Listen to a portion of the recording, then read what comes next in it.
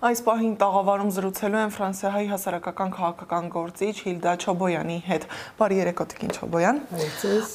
Սփյուռքի կառույցներն իրենց ամբողջ գործունեությունը նվիրել են հայոց ցեղասպանության ճանաչման գործընթացին եւ հասել են բազմաթիվ հաջողությունների։ Հիմա ինչու է կանգ առել ճանաչման գործընթացը, որ օղակում է բաց թողում ըստ ձեզ։ Ըստ իս ճանաչման գործընթացը արդեն վերջացած է։ Ոչ որովհետև Հայաստանի իշխանություններու գեցվածքը փոխված է եւ այլն։ Ճանաչումը արդեն իսկ մեր բաներեն մեկն է, մեր հաղթանակներեն մեկն է եւ մենք վերջին տասնամյակներուն, վերջին առնվազն 2 տասնամյակներու ընթացքին մենք փորձած ենք այդ ճանաչումը ամրապնդել, ամրագրել քաղաքական հարթակի վրա։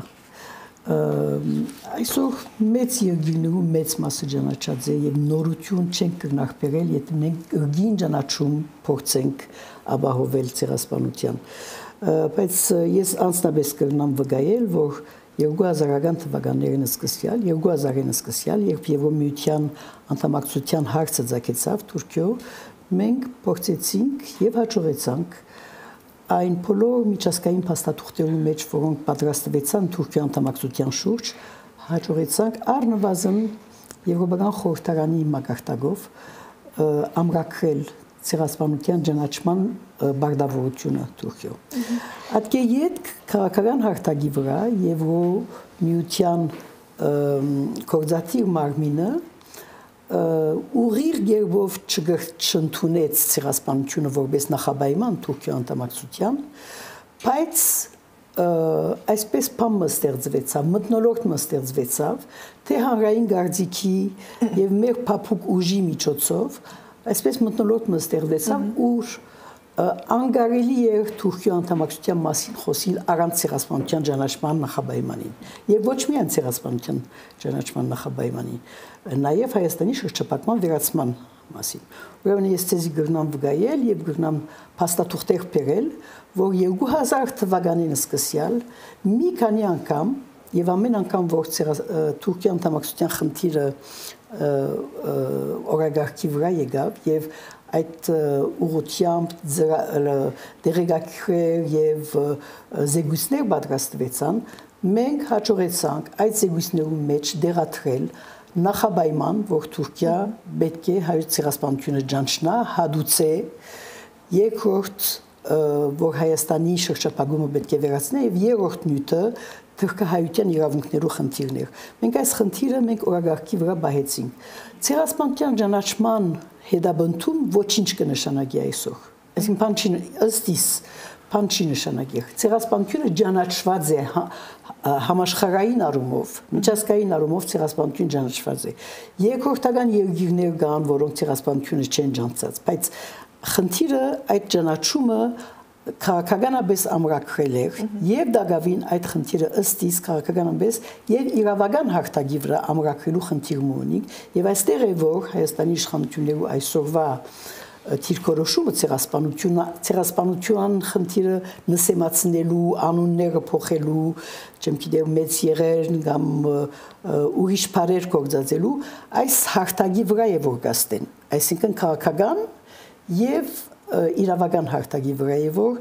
անդրադարձ կունենան, վատ անդրադարձ կունենան այս ցեղափոխումները։ Նախկինում պետական քաղաքականությունն ու սփյուռքի կառույցները սինխրոնացված էին աշխատում։ Իսկ հիմա ցեղասպանության, Արցախի հարցի, գերիների վերադարձի եւ այլ հարցերի վերաբերյալ կա էական հակասություն պետական վարվող քաղաքականության եւ սփյուռքի կառույցների միջեւ։ Սա ինչպես է ազդել կառույցների գործունեության վրա։ Ես կգործեմ որ սփյուռքը այնքան գախված չէ Հայաստանի իշխանությունները օրգանաբես ամենայնտեղս կախված չէ եւ ոչ մեկ արգելք կա եթե սփյուռքի այսպես ասած ղեկավարությունը փորձե հետևել Հայաստանի քաղաքականության ուղղակի թուրքական այսպես թուրքական քաղաքականության ցեղասպանության հանդեպ եւ սփյուռքի հանդեպ թուրքական քաղաքականության գոհնագից դառնալ կնշանակի սա որովհետեւ ցեղասպանության խնդիրը Թուրքիո pedagogan քաղաքականության մեջ միշտ վերակրված է ցեղասպանության ճանաչման հետապնդում եւ ցեղասպանության հարցի արձագանքում միջազգային փեմերու վրա։ Միշտ Թուրքիա փորձած է վերակրել Սփյուռքին։ Եվ Սփյուռքը որոշ չափով այսպես զայրահեղական որպես ներկայացնելով միշտ փորձած է եւ սա պատմության մեջ փաստ է Հայաստանի անկախ Հայաստանի պատմության մեջ, որ միշտ փորձած է դարբերություն տնել Սփյուռքի եւ Հայաստանի վրա միջև, ասելով որ Հայաստան այնքան Հայաստանի իսկապես պետք ունի Թուրքիո հետ հարաբերելու, սահմանը փանալու եւ նաեւ Թուրքիո հետ թե քաղաքական թե տնտեսական հարաբերությունները զարգացնելու եւ միակ արգելքը եւ միակ խոչընդոտը այս Հայաստանի քաղաքականության, Հայաստանի շահերու ծառայող այս թրության Սփյուռքն է եւ Սփյուռքը Կանոնավոր գերբով Թուրքիո գորմե Պարը թերևս ճիշտ չեմ գործածի, բայց սադանայացուցած է, այսինքն Սփյուռքը սադանան է եւ ճիշտը Հայաստանն է, որ պետք ունի Թուրքիո հետ հարաբերություններու եւ այլն։ Ես իսկապես վստահ չեմ, որ Թուրքիա գուզե Հայաստանի հետ իր սահմանը փանալ եւ գուզե բնականոնացնել իր հարաբերությունները Հայաստանի հետ։ Սա Հայաստանի եւ Սփյուռքի միջև խրամատ մստեղծել նշանակե եւ սա իսկապես թուրքական շահերու նպաստավոր մեկկացություն է այնպես որ Հայաստանի իշխանությունները գսխալին եւ ուզեն Սփյուռքի հետ հարաբերությունները այս մագարտակի վրա խզել եւ գամ ջնշել Սփյուռքի վրա, եթե գուզեն, որ Սփյուռքը ցեղասպանության հարցի հետապնդում են հրաժարի եւ այլն, բայց փուն խնդիրը մեր ընդհանուր նպատակներն են, դե այդ նպատակները ուր գտանին մեզ, ոչ թե ցեղասպանության ճանաչման կորձը ընդլայնելու եւ կամ գրգին փորձելու ճանաչումներ եւ այլն դալ, բայց այս հարցը քաղաքական, միջազգային քաղաքական հարթակի վրա դնելն է։ Գիտեք, մեկ խնդիր կա, որ Հայաստան իսկապես առայժմ չի կարողացած դնել։ Այն որ ցեղասպանության խնդիրը հնարավոր է եւ որպես Հայաստանի անվտանգության հարց ներկայացնել միջազգային հարթակի վրա։ Այսինքն Հայաստանի շուրջ ցեղասպանության ճանաչումները եւ ցեղասպանության խնդիրը դնել այնպես որ Հայաստանի շուրջ ապահովության կոդիմը ստեղծվի։ Եվ սա անգարելի դարձավ Հայաստանի իշխանություններու ոչ անպատրաստության պատճառով այս խնդիրը ցեղասպանության խնդիրը սխալ ընկալելով այսինքն եւ ժողովրդի գորմե երբ ցեղասպանության մասին խոսեինք եւ գսեինք ցեղասպանության ճանաչում եւ այլն մարդիկ ասեին մեզ ինչ բերավ ցեղասպանության ճանաչումը ոչինչ կբերե մեզ մենք ուրիշ խնդիրներ ունենք բայց ուրիշ խնդիրները ցեղասպանության հետ ուղիղ գաբունին եւ այդ մյուս ապահովության եւ անվտանգության խնդիրները պետք է ցեղասպանության միջոցով գդարեինք սա չի եղած եւ եթե օրը փախտ ունենանք այնպիսի իշխանություն ունենալ որ ցեղասպանության ճանաչումները իսկապես կորձոնի վերածեին քաղաքական կորձոնի վերածեին եւ միջազգային հարաբերություններու կորձոնի վերածեին այն ադեն կգարձի որ ցեղասպանության ճանաչումը իսկական իր կարևորությունը կստանա։ Ցեղասպանությունը Սփյուռքում ապրող յուրաքանչյուր հայի համար բավականին զգայուն թեմա է եւ դրա վերաբերյալ ցանկացած հակասական, ժխտողական կամ տեղի ունեցածը կասկածի տակ դնող հայտարարություն բավականին սուր է ընկալվում Սփյուռքում ապրող հայերի համար, ինչը հասկանալի է։ Փաշինյանի վերջին այցերը Սփյուռքի տարբեր համայնքներ հիշարժան դարձան հենց նմանատիպ հայտարարություններով, որը վերաբերվում է հայոց ցեղասպանությանը կասկածի տակ դրեց տեղի ունեցածը, սա ինչպես են այս հայտարարություններին արձագանքել համայնքում։ Ես կասկածի տակ թրվիլը չնկատեցի, բայց շատ մեկ կարևոր հաստատում նկատեցի, որ մենք ցեղասպանության մեջ հանցավոր եղած ենք։ Այսինքն հայությունը հանցանք գործած է եւ ցեղասպանություն հարաճացուցած է իր հանցանքներու պատճառով։ Սա բոլորովին անընդունելի մեկ դեսություն է, եւ այս դեսությունը թուրքական դեսություն է։ Գիտեք, Թուրքիո մեջ շատ տարածված է այն խաղապարը, որ եւ դե պաշտոնական մագարտակի վրա եւ թե անպաշտոն, այսինքն հասարակության մեջ այդ խաղապարը գա, որ մենք ցեղասպանություն չենք գրած, բայց հայերը իսկապես այնպիսի բաներ ըրին հայերը, որ նորմալ է, որ մենք իրենց վրա, այսինքն այս սպանտները եւ այլն դերի ունեցան։ Սա թուրքական թեզ է։ Եվ այս թեզը առնել եւ հայության ներկայացնել, գարձեմ որ բոլորովին անընդունելի է, մասնավորապես սփյուռքի մեջ ես կրնամ խոսել սփյուռքի մասին։ Շատ ցնցված են բարձ ժողովուրդը, սփյուռքահայությունը, շատ բարձ ժողովուրդը շատ ցնցված է այս թեզերին։ Շատ անընդունելի եւ անհասկանալի կգտնեմ, որ Հայաստանի իշխանությունները գրնան այսպիսի մեկ խաղապար պաշտպանել, որ մենք, այսինքն ինչպես է, ռազմավարական խնդիրները ցեղասպանության հիմքերու մեջ գտնվող, պանթյուրքիզմը, պանթուրանիզմը, բանը ստեղծելու այսպես թուրքագետրոն գայսրություն եւ հետո ավելի ուշ հանրապետությունը ստեղծելու այս ծրագիրները եւ այլն քոյություն չունին։ Մենք հանցավոր ենք եւ մեր հանցանքի պատճառով որ ցեղասպանության ենթարկված ենք։ Ուրեմն սփյուռքի բարձ հասարակության համար անընդունելի եւ անհասկանալի մեկ բան է եւ իսկապես կգարձեմ որ այս մեկը նաեւ նոր պատճառ մնե որ սփյուռքը հերանա Հայաստանի չսեմ իշխանություններն, բայց այս գարձիկը սփյուռքը պիտի հերացնե Հայաստանին ընդհանրապես։ Տիկին Չովան, 110 տարի առաջ թուրքական ձեռագիրներ, իսկ հիմա արդեն թուրք-ադրբեջանական տանդեմի։ Գերիների վերադարձի հարցով ընդդիմությունը, առանձին կառույցները, կուսակցությունները, սփյուռքի կառույցները բազմաթիվ քայլեր են ձեռնարկում, բայց դեռևս սայլը տեղից չի շարժվում։ Ինչու չի ստացվում զսպել Ադրբեջանին։ Նախ ասեմ, որ այսօր Ադրբեջանի վրա ճնշում կործադրելու այսպես հնարավորություն ունեցող մարմինները բավական նոսրացած են։ Շատ քիչ լծակներ կան, որոնք Ադրբեջանի վրա կգնան ասել։ Ադրբեջանը այլևս շատ ցանցակցակ ձևով կաշխատի ջասկային բեմի վրա եւ գիտենք Խավիարի քաղաքականությունը, Խավիարի դիվանագիտությունը, այս բոլորը եւ մասնավորապես այսօրվա միջազգային հարաբերություններու քաոսեն օգտվելով Ադրբեջան կփորձի չանցալ չի հպատակիր միջազգային օրենքներուն եւ այլն եւ այս բանը պատերազմին իվեր 2020-ին իվեր ատկե իդ կուրեման այդ շրջապագումը Արցախի շրջապագումը եւ հետո էթնիկ զդումը սա է փնխնդիրը Հայաստանի իշխանությունները իրենց ցերքեն մեկ առ մեկ քարտերը գործընծուցած են այսօր եւ Հայաստանի իշխանությունները իմ գարձիկով եթե նույնիսկ արձարծեն այս խնդիրը թիմացը այնքան հզոր գսկայինքսինք Ալիև իրենց դեմ որ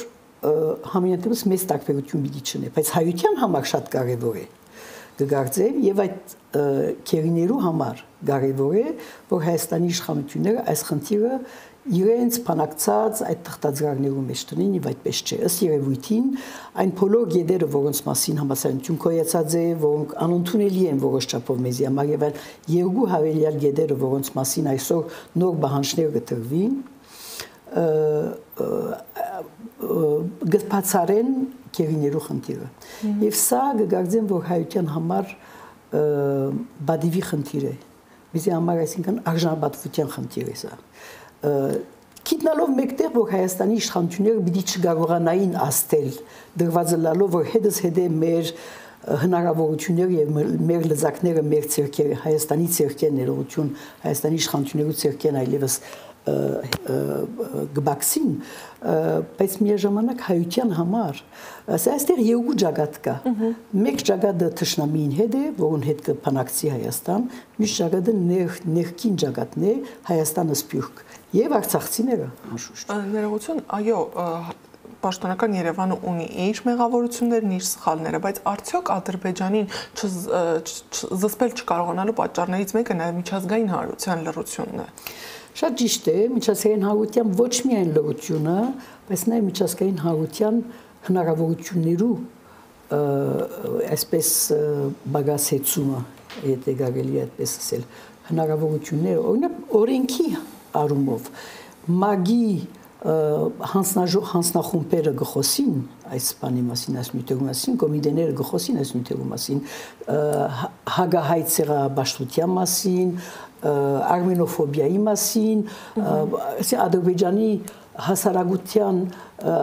բոլոր շերտերը նկատի առած մինչև ամենավերի խավը, այս բոլորը գան եւ կհասկացվին, բայց Ադրբեջանի վրա ջնշում բանեցնելու այսօր ըստ իս մեկ բան կա, մեկ երկիր կա, Թուրքիան է։ Եթե անշուշտ Միացյալ Նահանգները ուզեն եւ Ռուսաստանը ուզե, այդ երկու հնարավորություններն ալ կան, բայց այդ երկուքը պիտի չնեն եւ Թուրքիան անշուշտ որ պիտի չնե այս պիտի չմիջամտի։ Հետեւաբար գացությունը բավական անելանելի մեկ գացություն է, բայց հայության համար մեզի, այսինքն մենք Հայաստանի իշխանությունները այն իրողությունը, որ Հայաստանի իշխանությունները այս մասին չեն բարձրացրել իրենց միջազգային հարաբերություններում մեջ, կնշանակի նաև, որ Հայաստանի իշխանությունները այս մեկն ալ իրենց որպես խաղակարդ, այսպես ասած, որպես լծակ իրենց ցերքեն պաստորած են։ Եվ սա մեզի համար իսկապես շատ լուրջ խնդիր է, բարոյական խնդիր է։ Նույնիսկ այսպես չասեմ անորոշ, բայց որոշ չափով որոշ նշաններ կան, հաստանշաններ կան, որ Հայաստանի իշխանության համար այս մասնավորապես ղեկավարները, որտեղ 23-ին 16 որոնք թադավարության ենթակային այսօր, ուրեմն նույնիսկ անոնց մեջ ղեկավարությունը, Արցախի նախկին ղեկավարությունը, այս Հայաստանի մեջ այն բանը չկա, այն գաղձիկը չկա, որ այս ղեկավարությունը պետք է ազատարձակվի։ Նույնիսկ խոսքեր գլսենք, որ այդ ղեկավարությունը պետք է այդտեղ մնան, լավագույնն է, որ Բաքվի փանդի մեջ մնան, մյուսներն ալ գսեն, որ թող կան եւ Հայաստանի մեջ փանդ թող մտնեն, ուրեմն իսկապես շատ հստակ է եւ ոչ միայն հստակ է, անընդունելի մեկ երևույթ է սա, որ Հայաստանի իշխանություններու բեռնով այս մարդոց պաշտպանության ոչ մեկ բան գոյություն ունի, ոչ մեկ աշխատանք, խոսույթ եւ կորց գոյություն ունի։ Հենց զրույցը ուզում եմ ամփոփել հենց այդ աշխատանքով, պաշտոնական Երևանը առաջ է տանում այն թեզը, թե պետք չէ խոսել գերիների մասին, այդ կերպ մենք վնասում ենք նրանց, ի վերջո չխոսել, որ չվնասենք, թե խոսել, թակել հնարավոր բոլոր դռները ու ազդել Բաքվի վրա, նաև պիտի խնդրեմ այս մասով դուք նախաձեռնություն ունեք, դա էլ ներառելով խոսեք։ Ասենք խոսեցանք Հայաստանի իշխանություններու վերաբերմունքի մասին, Սփյուռքի մեջ այս նյութը շատ ավելի հսկայուն նյութ է։